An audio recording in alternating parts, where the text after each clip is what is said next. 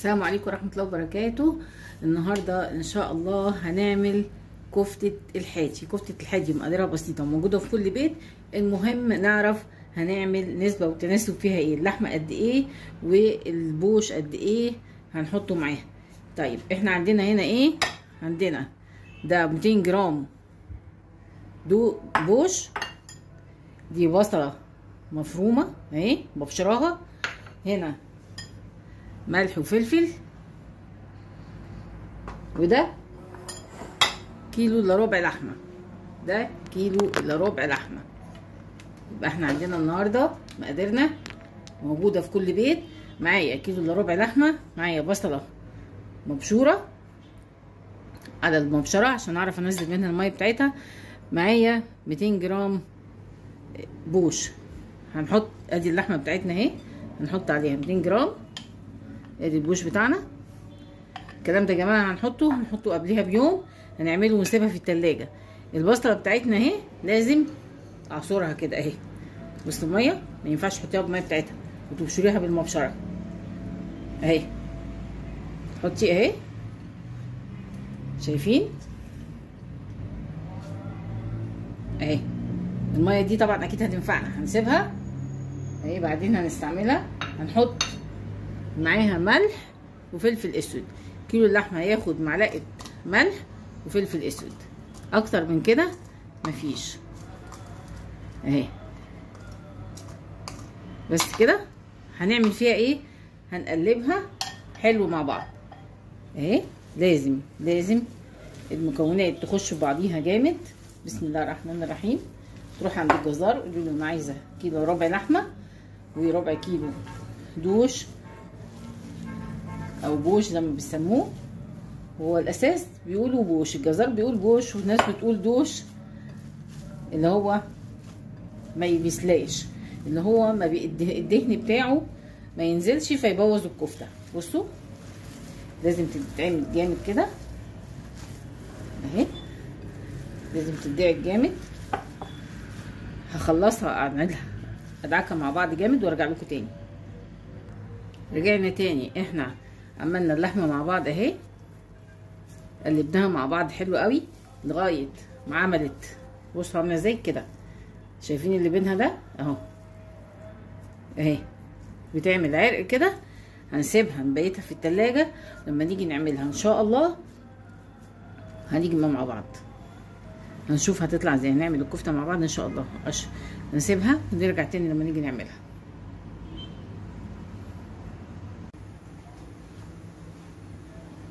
رجعنا، بصوا ادي اللحمه بتاعتنا في الصينيه اهي. بصوا حطيناها بقيتها من امبارح. بصوا الخيوط اللي فيها دي لانها اتعجنت كويس واديت عرق. هنعملها معاكم دلوقتي. هنحط معاها ايه زياده كمان؟ مفيش يعني بيكربونات وكده، مفيش اهي، ربع معلقه بس عشان تبقى هشه. هنقلبها تاني مع بعض اهي. بصوا لما بتتحط لونها بغماء ليه؟ عشان هي باتت اتعرضت لهوا اهي. بصوا عامله ازاي كده، تعرفي تصبعيها اهي.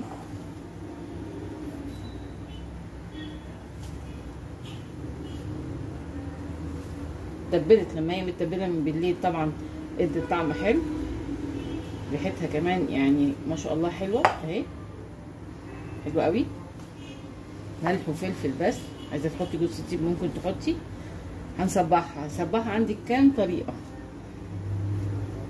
عندك السياخ صبعي عليها، عندكيش السياخ اعمليها على معلقه، ما فيش معلقه اعمليها على اللي هو بتاع الشيش. دول هم نعمل عليهم اهي. بصي نروح عاملينها كده اهي. بصوا عامله ازاي. بصوا لازم تبقى مفرغه عشان تعرف تستوي اهي. بسم الله الرحمن الرحيم اهي. بصوا الشكل اهي، ده يعني دي حاجه من ضمن الحاجات اللي نعملها بيها اهي. بالشكل الكفته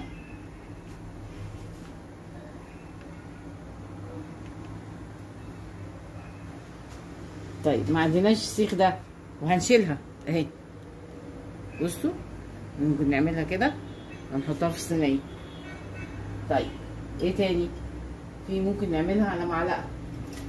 عندك معلقه اهي، ايد المعلقه بدي ايدك اهي في ميه البصل، ميه البصل اللي كنا عاملينها. هناخد حته اهي، بصوا اهي، بسم الله.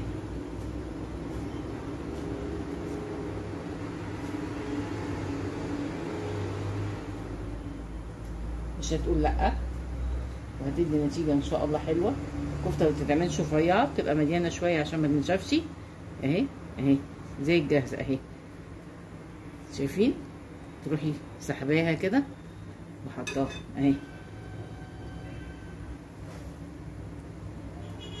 نحطها كده. هنخلص المقدار بتاعنا نرجع لكم تاني. رجعنا لكم تاني، ادي الكفته بتاعتنا اهي. بصوا عامله ازاي، تحفه يعني ما شاء الله. ده كيلو لحمه، بصوا عامل قد ايه، اللهم بارك.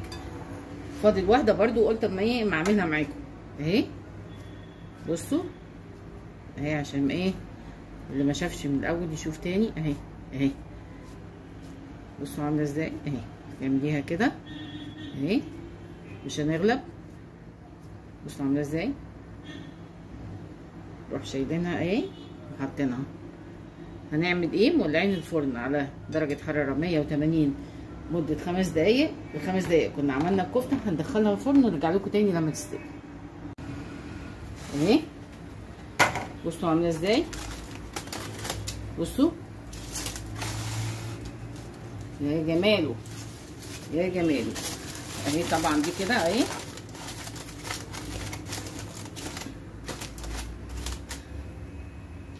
عشان الريحه نحطها بس كده ايه اهو، نقفل عليها اهو.